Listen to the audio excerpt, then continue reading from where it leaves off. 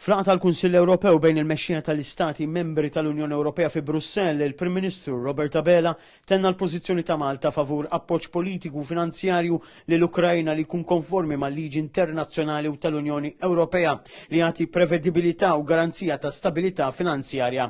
Fuq kollox Dr. Abela saħaq li kull deċiżjoni tittieħed b'rispett sħiħ lejn in-newtralità kostituzzjonali ta' Malta. Id-diskussjonijiet dwar l-Ukrajna baqgħu għaddejjin għal madwar 6 sigħat. Fil-fatt baqgħu għaddejjin sal-4 ta' filgħodu. Il-mexxejja Ewropej ħarġu iżda biqbil partikolari ta' 9 biljun euro self għall-Ukrajna. Issaqsini f'dal aħħar 6 snin tiegħi l-imkienet waħda mill-iktar deċiżjonijiet diffiċli li kelli mpoġġija qudiemi ċertament li kienet din għaliex l-għażla li kellna qudiemna li kieku morna liha, li kieku aħna bħala pajjiż ma konniex wieħed minn dawk li għamilna l-pożizzjoni ċara tagħna ħafna saħansitra qabel beda l-Kunsill anke bi statement konġunt. Kienet waħda li kienet tesponi lil pajjiżna u lil bqija ta' stati membri l-oħra għal danni limitati. Jiġifieri meta wieħed iħares lejn it-tekst li ġie ċirkolat il-biraħ filgħaxija fit-8:09 ta' filgħaxija, ir-realtà turik illi dak li kienet jiġi propost kien illi l-istati jiġu esposti għal danni mingħajr capping, mingħajr limitu. Mistoqsi minn TVM News biex jikkwantifika id-danni il-Prim Ministru wieġeb b'dan il-mod.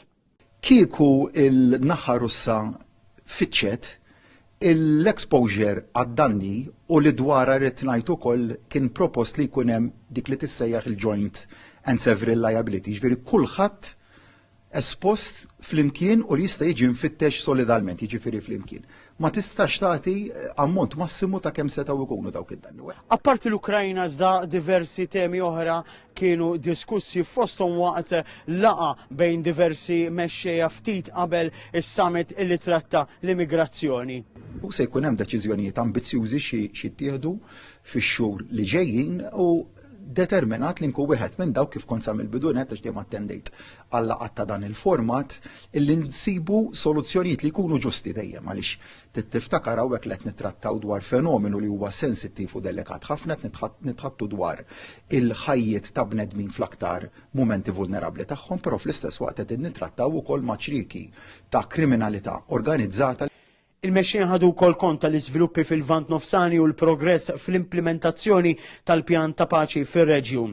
Il-Prim Ministru nnota li s-sitwazzjoni tibqa' waħda instabbli u nuqqas ta' rispons kollettiv jiġi għad-detriment ta' ħafna vittmi. Temi oħra li ġew trattati waqt dan is-summit kienu l-kompetittività fl-Unjoni Ewropea kif ukoll it-tkabbir ta' l-Unjoni Ewropea. L-importanti għal mexxejja huwa li finalment intlaħaq qbil f'dan is-summit li tqies bħala wieħed mill-aktar kruċjali mhux l-aktar kruċjali għal din is-sena. Jiena Albert Gawci Cunningham għal TVM News minn Brussell.